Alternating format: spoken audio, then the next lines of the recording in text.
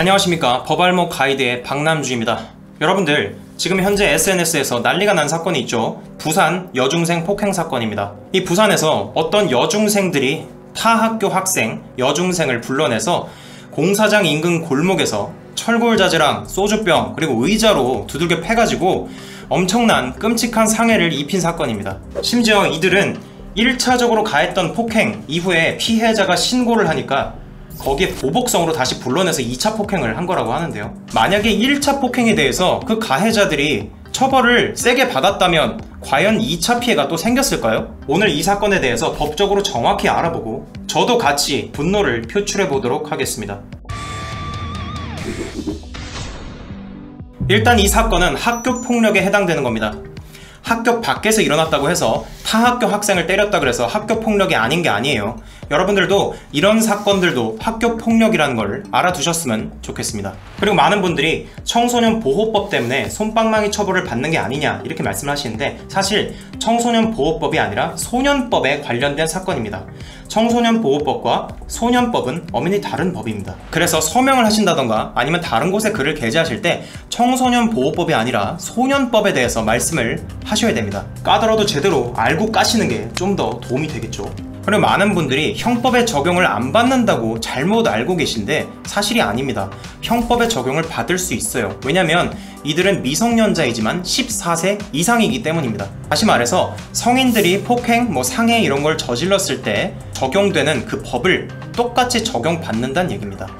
물론 미성년자이기 때문에 그 처벌 수준은 조금 떨어지긴 할 겁니다. 어떤 경찰분이 실질적으로 처벌받기는 힘들 수도 있다 라고 말한 그런 것이 일파만파 퍼져가지고 지금 잘못된 정보, 잘못된 용어, 이렇게 허위사실에 근거한 분노들만 엄청나게 퍼지고 있는 상황인데요. 오늘 저랑같이 허위사실이 아닌 법적 팩트로 정확하게 알고 정확하게 분노를 표출해봅시다. 일단 이 가해자들은 14세 이상 미성년자이기 때문에 소년법 또는 형법의 적용을 받습니다. 이들이 만약에 소년부로 송치가 돼서 소년보호처분을 받는다면 이들이 받을 수 있는 가장 큰 처벌은 소년원 2년입니다. 그런데 소년원에서 2년간 있다고 해도 이거는 솜방망이 처벌일 수밖에 없습니다. 왜냐면 전과 기록이 안 남아요. 이들은 피해자에게 엄청난 정신적, 육체적 고통을 가했음에도 불구하고 이들은 소년원 기간만 채우면은 밖으로 나와서 그냥 졸업하고 아무것도 없던 척, 그냥 이쁜 척하고 다니면 됩니다.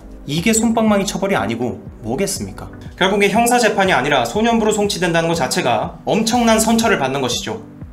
반성도 안 하는데요. 저는 이렇게 반성도 안 하고 SNS다가 진짜 그만하세요 이라고 말하는 가해자들이 제발 형사재판으로 갔으면 좋겠습니다. 그럼 저의 바람대로 가해자들이 형사재판을 받는다면 어떻게 될까요? 일단 경찰은 특수상해죄로 불구속 입건했습니다. 구속을 했으면 SNS에서 또 욕하고 있지는 않겠죠. 이 특수상해죄가 적용되는 이유는 이들이 여러 명이서 누가 봐도 위험한 물건을 가지고 피해자에게 상해를 입혔기 때문입니다. 이거는 형법상 1년 이상 또는 10년 이하의 징역에 해당되는 죄입니다. 그런데 이들은 미성년자여서 성인과 똑같이 처벌받지는 않습니다. 미성년자의 경우에는 단기 5년, 장기 10년 그 이하로 처벌을 받게 됩니다.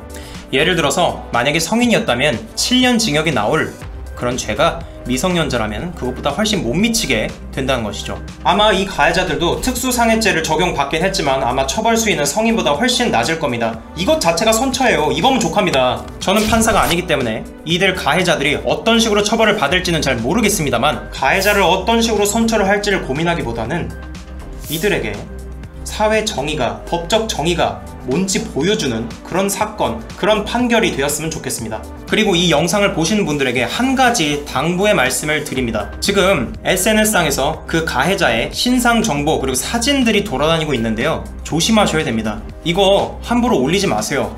절대로 실명 공개하거나 절대로 사진을 어디다 올리면서 욕을 하시거나 허위사실 유포 또는 있는 사실 그대로 말씀하셔도 안 됩니다. 그러니까 이 영상을 보시는 분들은 이 가해자, 그러니까 범죄자죠. 이 범죄자들 때문에 자신이 잘 모르고 죄를 저지르는 그런 일은 진짜로 없어야겠습니다. 오늘 영상은 여기까지입니다. 도움이 되셨다면 구독하시고 주변에 이런 학생들 보이시면 바로 고소하세요.